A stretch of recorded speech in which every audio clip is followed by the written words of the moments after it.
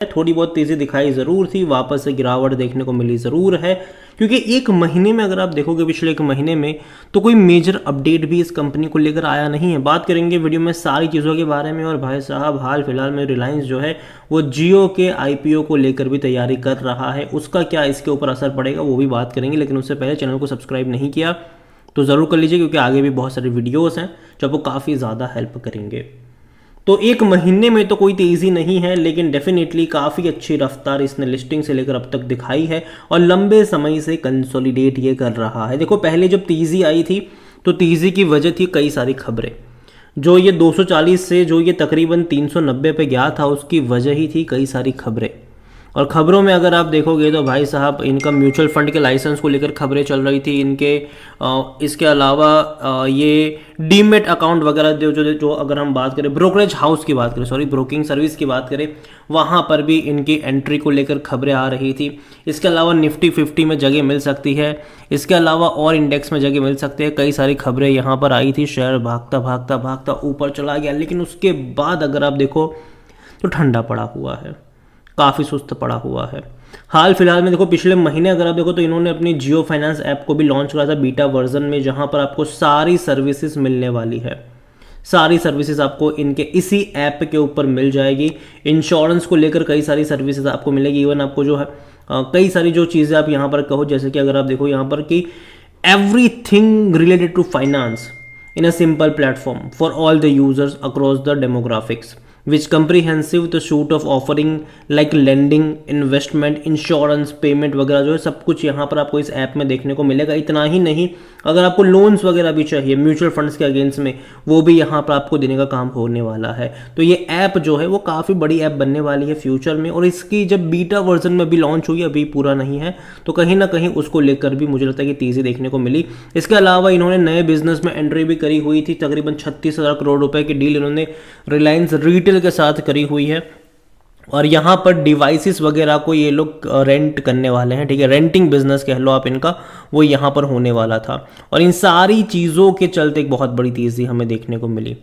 36,000 करोड़ रुपए कोई छोटा मोटा नहीं बिजनेस होता नहीं है। और यहाँ पर ये प्लान होगा enter into device leasing business, जैसे कि लेनोवो का हार्वर्ड एंड पैकर्ड का जो बिज़नेस है, ठीक है, जहाँ पर लैपटॉप वगैरह जो कंपनीज होती है उसको रेंट पे ये लोग देते हैं।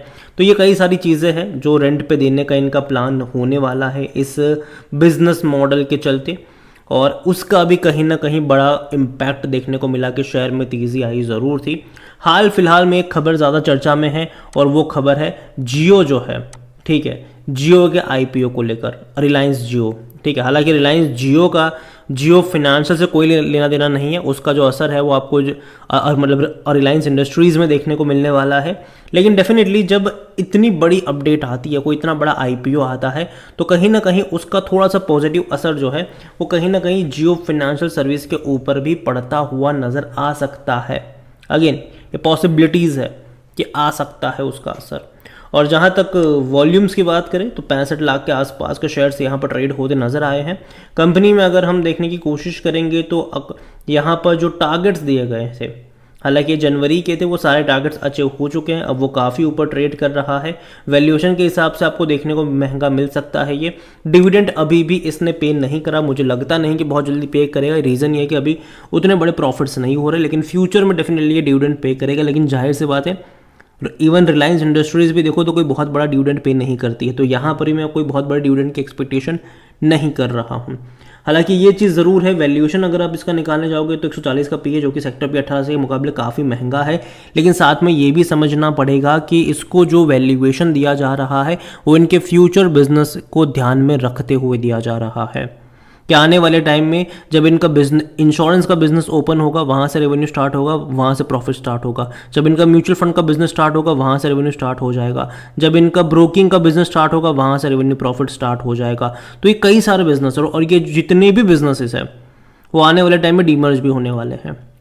डीमर्ज भी होंगे वो सारे बिजनेस, लेकिन बहुत लॉन्ग टर्म 5-6 साल की मैं बात कर रहा हूँ, ठीक है, जब डीमर्ज की जो बात हम कर रहे हैं, क्योंकि वो सारे बिजनेस को पहले बड़ा बनना पड़ेगा, उसके बाद ये होगा। जैसे कि अगर आप रिलायंस जियो का ही प्राइम एग्जांपल लेके चलो तो जियो भाई साहब कई साल से ये काम है, ठीक है, लेकिन अब जाके इसके आईपीओ की बात हो रही है। तो वैसा ही यहाँ पर भी होने वाला है। कई सारे बिजनेस एक ही रूफ के अंदर में होंगे। जियो फाइनेंशियल के अंडर में कई सारे बिजनेस होंगे, चाहे म्यूचुअल फंड का हो, चाहे इंश्योरेंस का हो, चाहे ब्रोकिंग का बिजनेस हो, चाहे वो जो लीजिंग का बिजनेस कह लो आप यहाँ पर वो है, चाहे वो लैंडिंग का लोन का इनका बिजनेस कह लो, या फिर फ्यूचर में और कई बिजनेस में एंटर भी कर सकते हैं। ये तो सब कुछ अभी तो इसी के अंडर में है। हालांकि कोई भी एनालिस्ट खरीदारी की बात नहीं कर रहे हैं। फिनेंशियल्स अगर आप देखोगे तो उतने ज़्यादा अच्छे आपको नहीं लगेंगे। रीज़न सिंपल सा है कि अभी भी वो फुल फ्लेज में काम नहीं हो रहा है। देखो टीम वगैरह सब कुछ सेटअप हो चुकी है, ठीक है। इनको अभी तक इंश्योरेंस का लाइसेंस, म्यूचुअल फंड का लाइसेंस मिला नहीं है, जबकि एक्चुअल में मिल जाना चाहिए था, क्योंकि 6 महीने में मिल जाता है ये। तो अभी भी टाइम लग रहा है, पता नहीं क्यों। लेकिन जिस दिन खबर आ गई कि भैया इनको इंश्योरेंस का लाइसेंस मिला, म्यूचुअल फंड का लाइसेंस मिला, तो डेफिनेटली पूरा माहौल उस एक इंट्राडे में चेंज होगा और उसके बाद एक पॉजिटिव मोमेंटम भी स्टार्ट होगा यहाँ पर। तो पहली चीज़ तो है कि आपको तड़पा ज़रूर रहा है, पिछले 1 महीने में कुछ नहीं कर रहा है, जबकि बाजार अच्छा पैसा बना के दे चुका है। आपको ये भी लग रहा हो कि भाई साहब यहाँ रेलवे में, डिफेंस में के शेयर में, सरकारी कंपनियों में इतनी तेज़ी आ गई, लेकिन ये कुछ नहीं कर रहा है।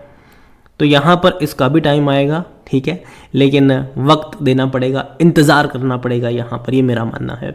जहाँ तक अगर बात करिए शेयर होल्डिंग को लेकर, तो प्रमोटर की 47.12% की होल्डिंग, इंस्टीट्यूशन की होल्डिंग देखोगे तो लगातार कम हुई है। जैसे कि म्यूचुअल फंड यहाँ पर 6.27 से घट के 4.74 पर आए हैं, डोमेस्टिक 10.05 से घट के ये भी 7.86 पर आए हैं, और FIs भी 26.44 से घटकर 19.45% पर आए हैं। तो बिकवाली सबने करी है यहाँ पर, लेकिन इसकी सबसे बड़ी वजह भी यह है कि जब इसका IPO आया था, ठीक है, तो ये बहुत सारे इंडेक्स का पार्ट ऑटोमेटिकली था, उन सारे इंडेक्स में जहाँ पर रिलायंस इंडस्ट्रीज था।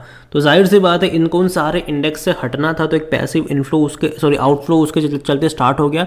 लेकिन कल को अगर इसको अलग अलग इंडेक्स में जगह मिलती है, जो कि जगह मतलब चर्चा हो भी रही है कि शायद इसको निफ्टी 50 में या फिर निफ्टी नेक्स्ट 50 में जगह मतलब यहाँ पर मिल सकती है। इसके अलावा बीच में अपडेट भी थी कि भाई मॉर्गन स्टैनली इंडेक्स में भी, MSCI इंडेक्स में भी इसको जगह मिल सकती है। तो अगर जगह मिल जाती है यहाँ पर तो भी बहुत बड़ी बात होगी, और उसके चलते भी जो एक पैसिव इन्फ्लो कह लो वो स्टार्ट होगा। तो जो ये होल्डिंग आप इंस्टीट्यूशन की गिरती हुई देख रहे हो वो शायद इंक्रीज होती हुई आपको नजर आ जाए यहाँ पर। तो ये हो सकता है, ठीक है।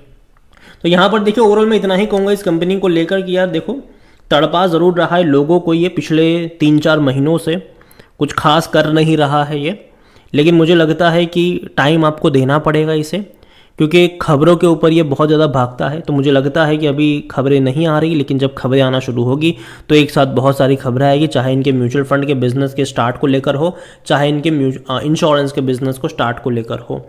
मतलब सभी खबरें एक साथ यहाँ पर आने वाली है, और वो पॉजिटिव मोमेंटम यहाँ पर क्रिएट करने का काम करेगी। तो यही मैं कहूँगा कि नज़र रखिए इसके ऊपर। और अगेन मेरा कोई यहाँ पर 22 साल ओपिनियन नहीं है, मैं इतना ही कहूँ कि अगर आपके पास है तो लॉन्ग टर्म कब आपका नज़रिया होना चाहिए यहाँ पर, शॉर्ट टर्म का नहीं।